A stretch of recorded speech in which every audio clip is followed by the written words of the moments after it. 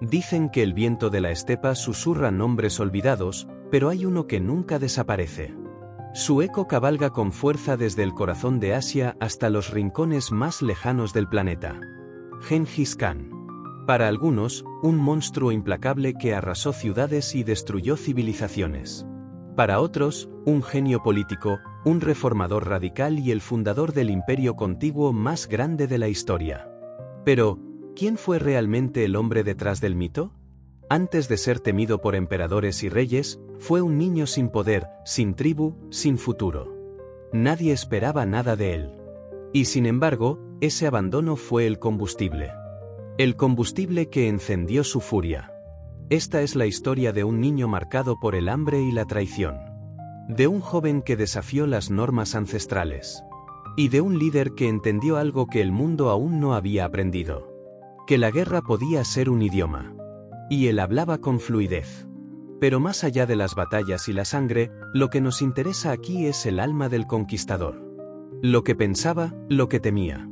Lo que lo hacía dudar cuando nadie lo veía. Porque solo entendiendo al hombre, podremos comprender al mito. Y solo comprendiendo al mito, podremos entender cómo un simple nómada cambió la historia del mundo para siempre. El mundo en el que nació Temüin no era un lugar para los débiles. Las estepas mongolas eran vastas, implacables, azotadas por el viento y gobernadas por el principio más antiguo. Sobrevivir o morir. Allí, bajo el cielo inmenso y sin fronteras, nació alrededor del año 1162, un niño cuyo nombre apenas importaba a nadie. Su padre, Yesugei, era un líder tribal respetado. Su madre, Welun, una mujer fuerte, secuestrada y obligada a unirse a la familia. Como era costumbre entonces.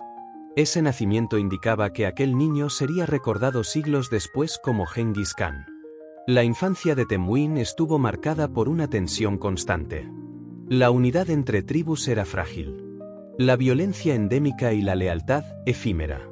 A los 9 años fue prometido en matrimonio y enviado a vivir con la familia de su futura esposa.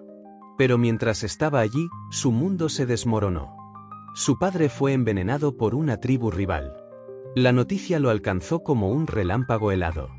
De un momento a otro, el clan de su padre lo abandonó a él, a su madre y a sus hermanos. En la nada. Sin aliados, sin recursos, sin nada más que su voluntad. Temüin se convirtió en un niño. Fugitivo, recolector de raíces, cazador de pequeños animales, sobreviviente en un terreno. Donde los niños solían morir pronto. Hambre, frío, humillación. Su madre les enseñó a resistir. A endurecerse, a no olvidar, a guardar rencor. Esa herida temprana, esa traición silenciosa. Sembró la semilla de algo más grande. Cada noche en vela, cada trozo de carne robada. Cada lágrima contenida, tejía dentro de él una coraza invisible. Solo, pero no vencido, una de las historias más duras de su infancia ocurrió cuando su medio hermano, Vector, comenzó a acaparar comida y actuar con violencia. Temüin lo mató con un arco. A los 13 años, no por odio, sino por justicia, por liderazgo, por sobrevivir. En esa decisión temprana se vislumbraba ya el germen del hombre que vendría. No dudaba, no temblaba, no pedía permiso. A diferencia de los príncipes europeos o los nobles chinos, Temüin no tuvo castillos. Ni educación formal. Su escuela fue el hambre, su maestro el miedo. Aprendió a leer el viento, a interpretar huellas en la nieve, a desconfiar de las palabras suaves y a confiar solo en la acción. Porque en la estepa, la palabra sin espada no vale nada, y aún así, incluso en la crudeza de esos años, algo palpitaba dentro de él.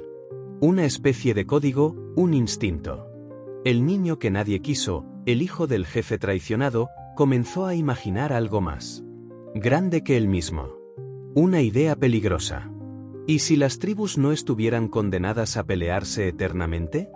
¿Y si pudiera unirlas? Pero en ese momento era solo un muchacho harapiento, un nombre entre miles, sin clan, sin aliados. Solo con una promesa. Nunca volvería a ser invisible. Los años siguientes no ofrecieron tregua. Temüin creció al margen del poder, rechazado por los suyos, perseguido por clanes que veían En él un problema sin resolver. En esas condiciones, muchos de los que se reunían en el templo se reunían en el templo. Ellos habrían desaparecido, consumidos por el frío o por el resentimiento, pero aplastar. Esa capacidad de adaptación fue su arma secreta. Los líderes tribales comenzaron a darse cuenta de que Temujin no era un caudillo más. Era un sistema, una estructura que funcionaba, que atraía y que mantenía unidos a hombres muy distintos. Su carisma era innegable, pero su inteligencia política era lo que realmente lo distinguía. Dividió a sus enemigos antes de que pudieran unirse. Aprovechó viejas rencillas para neutralizar coaliciones y cuando la diplomacia fallaba, su ejército ya estaba listo. En este proceso de consolidación, Temujin entendió que la lealtad debía trascender el miedo. Por eso instauró la Guardia de Hierro, una élite leal. Solo a él, ese. Fue una afirmación brutal de poder. Los clanes, voluntaria o forzadamente, aceptaban a un solo líder. Y ese líder no solo quería controlar Mongolia, quería redibujar el mundo. Genghis Khan sabía que la unión era solo el comienzo. Lo que necesitaba ahora era proyectar fuerza más allá de las estepas. Su primera gran prueba fue la rebelión de los tártaros. Un pueblo que años atrás había envenenado a su padre. Genghis no olvidaba. La venganza no fue emocional, fue estratégica. Derrotó a los tártaros con rapidez y luego ordenó ejecutar a todos los adultos. Dejó vivos solo a los niños, para moldear el futuro. Una decisión cruel, sí, pero calculada. No era sadismo, era mensaje. El nuevo Khan continuó así, eliminando focos de disidencia. Cada campaña era más que por generales leales solo a él. No había improvisación, todo estaba milimétricamente organizado.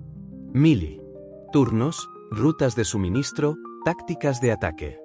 Pero Genghis Khan no solo reformaba con la espada. También reorganizó la estructura social. Abolió los privilegios hereditarios y elevó a los más capaces, aunque fueran de origen humilde. En sus filas había antiguos esclavos convertidos en comandantes. Era un modelo que derrumbaba las jerarquías tradicionales y por eso mismo generaba lealtades inquebrantables. Y mientras sus enemigos lo veían como una amenaza militar, Genghis ya pensaba en términos geográficos. El siguiente paso sería el norte de China, el rico imperio Jin. No era solo una cuestión de tierras o tributos, era una cuestión de destino. El Khan sabía que si quería ser eterno tenía que enfrentarse a imperios, no solo a clanes. Pero también entendía algo que muy pocos líderes sabían. Conquistar es fácil, gobernar es más difícil. Por eso, mientras la guerra se preparaba, Genghis estableció un sistema de espionaje, de mensajeros a caballo, de rutas de comunicación que permitirían unificar regiones inmensas bajo su mirada. La red, una especie de servicio postal imperial, fue uno de los sistemas de inteligencia y logística más avanzados de su tiempo. En ese momento, ya no era solo un hombre. Era una idea, una fuerza. Una tormenta que se acercaba a la civilización. El mundo aún no lo sabía. Cuando Genghis Khan miraba el horizonte, no veía fronteras, veía posibilidades. Sabía que su imperio no se expandiría por diputaciones, sino por el poder de la humanidad. El poder de la humanidad era la meticulosa, quirúrgica, diseñada para inspirar miedo y admiración en partes iguales. Cada campaña era una lección, cada enemigo una oportunidad de demostrar que la violencia, usada con precisión, podía ser una forma de comunicación. Su objetivo era claro. El imperio Jin, al norte de China, rico, sofisticado, poderoso, pero también confiado y fragmentado. A diferencia de los mongoles, los ejércitos Jin estaban llenos de burocracia, aristocracia y lentitud. Genghis lo sabía y usó cada una de esas debilidades en su favor. La campaña comenzó en 1206. Con su ejército dividido en unidades móviles, Genghis Khan aplicó una táctica que aterrorizaría a sus enemigos durante décadas. La retirada fingida. Simulaba una derrota, se alejaba, y cuando el enemigo se relajaba, volvía como una tormenta, incendiaba, destruía y desaparecía de nuevo. Era como pelear contra el viento. Las murallas chinas, tan temidas por otros pueblos, no detuvieron a los mongoles. No porque las derribaran, sino porque las evitaban. Atacaban por donde no se esperaba. Usaban traidores internos, desinformación y espías disfrazados. Y cuando finalmente caía una ciudad, el mensaje era claro. Resistir tenía consecuencias. Genghis era despiadado pero coherente. Si una ciudad se rendía, la perdonaba.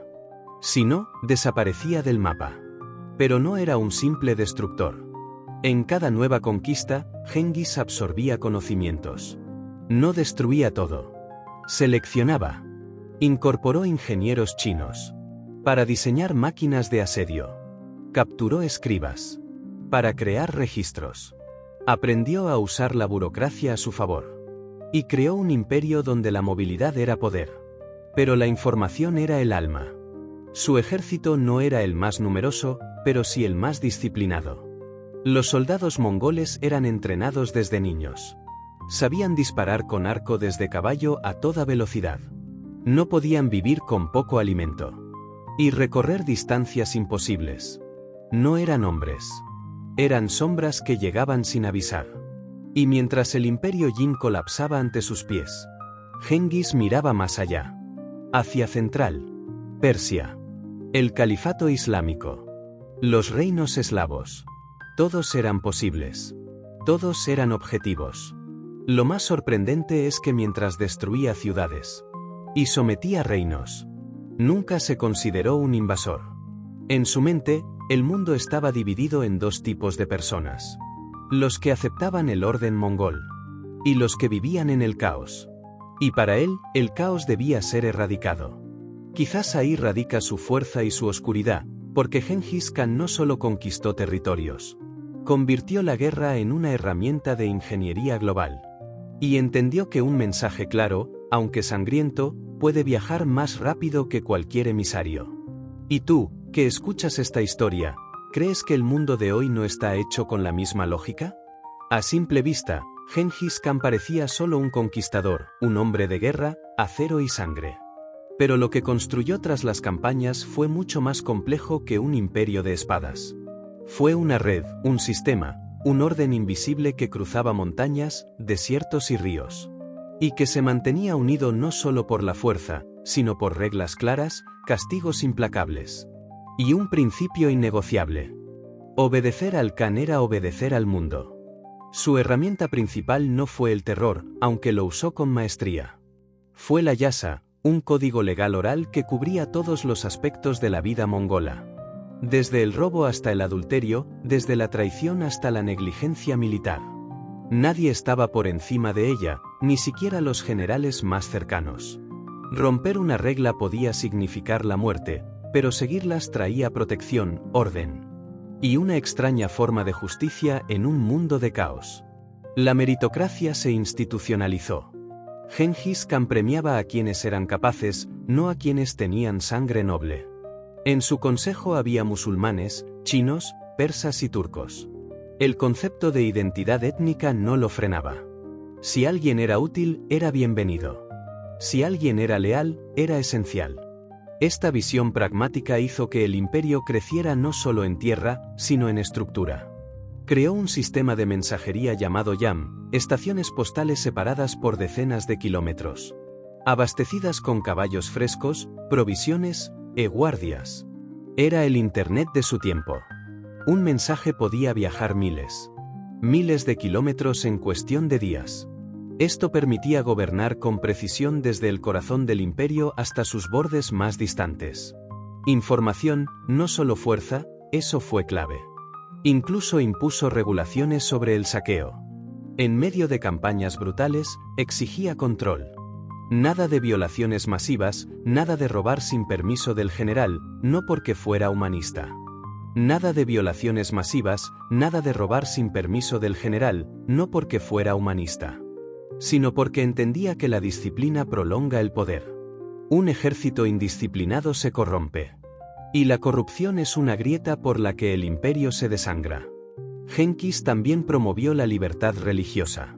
En su imperio, budistas, musulmanes, cristianos y animistas podían practicar su fe sin persecución.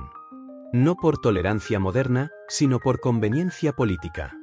Sabía que si controlaba las estructuras de poder espiritual sin provocar rebelión, podía mantener a sus pueblos en paz o al menos en obediencia. Y mientras todo esto ocurría, el mundo exterior lo seguía viendo como un bárbaro. Un destructor de ciudades. Pero dentro de sus fronteras había paz, había comercio, había comunicación, había leyes. Irónicamente, el Khan que sembraba el terror fuera, estaba sembrando orden dentro. Muchos líderes construyen muros para proteger sus ideas. Genghis Khan construyó un sistema para que no necesitaran muros. No se puede hablar de Genghis Khan sin mirar a los ojos del horror.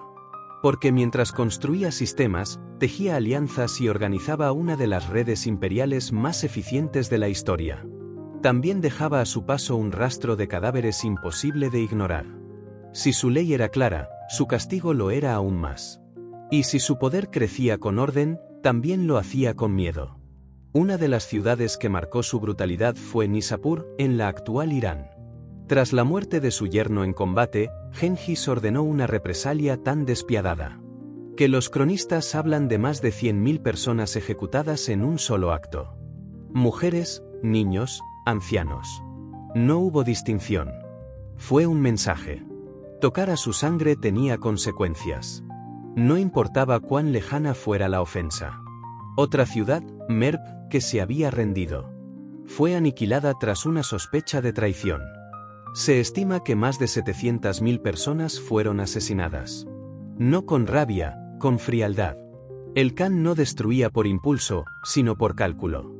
Creía en el castigo ejemplar. Si una ciudad era aniquilada por resistir, las siguientes se rendían sin combatir. El terror era una estrategia, no una debilidad. Se desplazó en medio de ese mar de sangre. Genghis también mostraba signos de pragmatismo y en ocasiones de misericordia.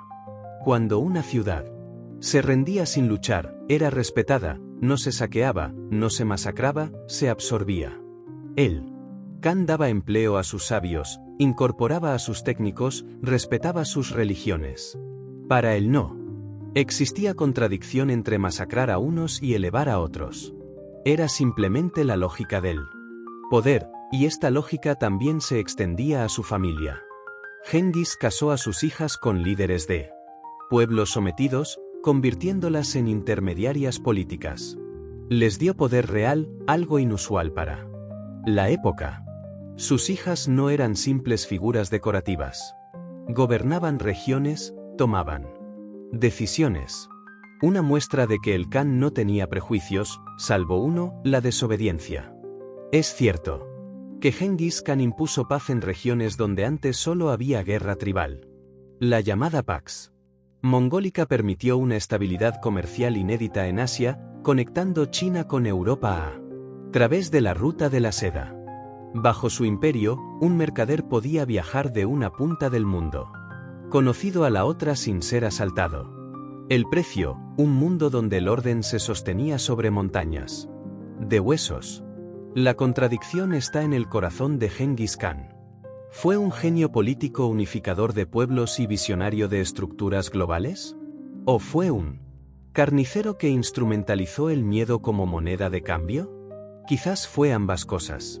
Quizás lo que más incomoda de Genghis Khan es que su monstruosidad fue tan funcional como su brillantez.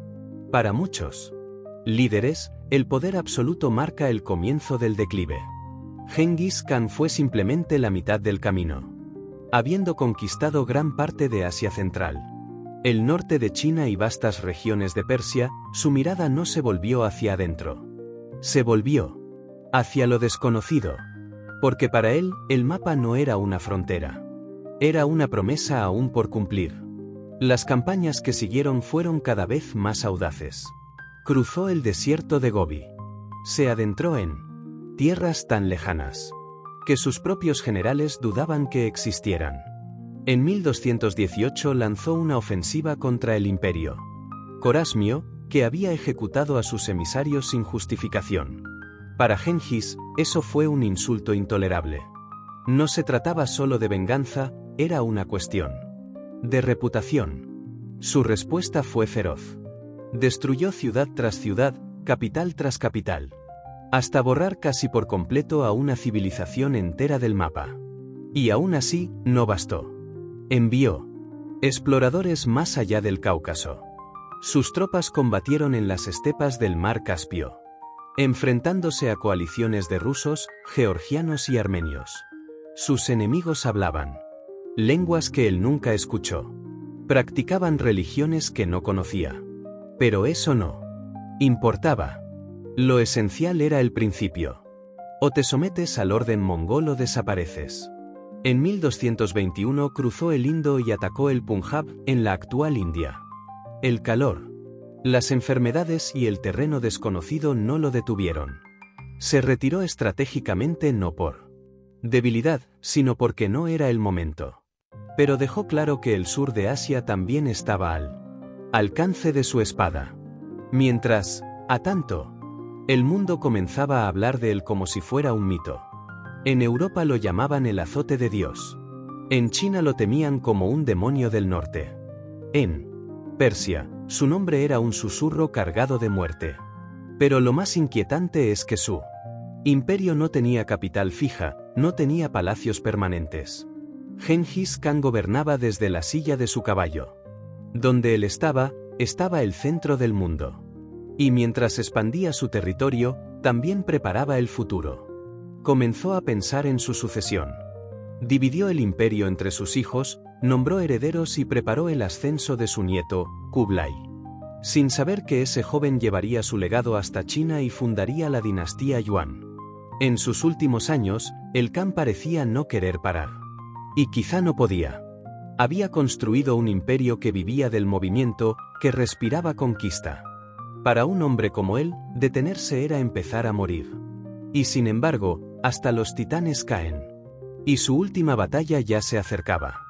En el año 1227, durante una campaña contra una de las pocas potencias que se atrevieron a desafiarlo después de años de dominio implacable, Gengis Khan cayó enfermo. Algunas fuentes dicen que fue una fiebre, otras una caída de caballo. También hay quienes sugieren un atentado o incluso una herida mal curada. Lo cierto es que el cuerpo del hombre más poderoso del mundo comenzó a apagarse. Pero no su voluntad. Incluso en su lecho de muerte dio órdenes con claridad. La dinastía Xia debía desaparecer. Y así ocurrió. Fue aniquilada hasta los cimientos como último acto de un emperador que no conocía la clemencia hacia quienes desafiaban su autoridad. La muerte de Gengis Khan fue envuelta en misterio desde el primer momento. Su tumba nunca fue encontrada. Según la leyenda, el espíritu mató a todos los que vieron el cortejo fúnebre. Y luego se suicidaron, para que nadie supiera el lugar exacto. Otros afirman que fue enterrado bajo un río, con las aguas desviadas temporalmente para ocultar su cuerpo. Lo que queda claro es que su desaparición física no detuvo la expansión de su sombra. Tras su muerte, sus hijos y nietos continuaron la expansión del imperio mongol. Bajo sus descendientes, se tomó toda China. Y se amenazó incluso a Europa Oriental. La red creada por Gengis permitió que un comerciante como Marco Polo viajara desde Venecia hasta Pekín. Y que conocimientos científicos, ideas religiosas y productos de lujo circularan entre culturas antes aisladas. El mundo, sin saberlo, estaba entrando en una nueva era, impulsado por el impulso de un jinete nómada. Pero el legado de Gengis Khan es profundamente ambivalente. Para algunos, fue un genocida, responsable de la muerte de más de 40 millones de personas. Destructor de ciudades, bibliotecas y culturas enteras. Para otros fue un visionario que impuso orden en un continente fracturado, que promovió la libertad religiosa y la meritocracia en un tiempo dominado por castas y privilegios. Y en esa contradicción está su inmortalidad, porque Gengis Khan no fue solo un hombre, fue una fuerza natural, un terremoto en la historia. Alguien que entendió mejor que nadie que el miedo puede unir más rápido que el amor, que las leyes deben estar por encima del linaje y que el mundo para ser gobernado primero debe ser quebrado. Hoy su ADN vive en millones de personas, su nombre en cada libro de historia, su estrategia en academias. Y su sombra sigue cabalgando, silenciosa, entre los pliegues de la memoria, porque cuando un hombre desafía al tiempo, no muere, se convierte en mito. La historia de Gengis Khan no cabe en una sola palabra, no es solo conquista, ni solo ley, ni solo miedo, es todo eso y algo más. Es la historia de cómo un niño invisible, abandonado por su clan, se convirtió en el hombre más poderoso de su tiempo, de cómo un paria, guiado por el hambre y la furia, rediseñó el mapa del mundo con una visión tan brutal como brillante, pero también es un espejo. Nos obliga a preguntarnos cuánto del orden actual, de los sistemas que damos por sentados, nacieron del caos. Nos obliga a mirar al pasado con incomodidad, reconociendo que el progreso muchas veces camina sobre las líneas de lo anterior. Gengis Khan no fue un héroe, tampoco un simple villano. Fue una paradoja. Un líder despiadado que unificó pueblos, un destructor que construyó imperios. Quizá por eso seguimos hablando de él, porque nos confronta, nos recuerda que la historia no es blanca o negra, sino un terreno incierto donde la ambición puede crear tanto como destruir, y en ese terreno Gengis Khan aún cabalga, no como hombre, no como emperador, sino como la sombra que nos recuerda de que está hecho el poder, cuando no tiene límites. Déjame tu opinión en los comentarios. Gracias por ver el vídeo. Si este viaje te ha inspirado, considera suscribirte y compartir el vídeo.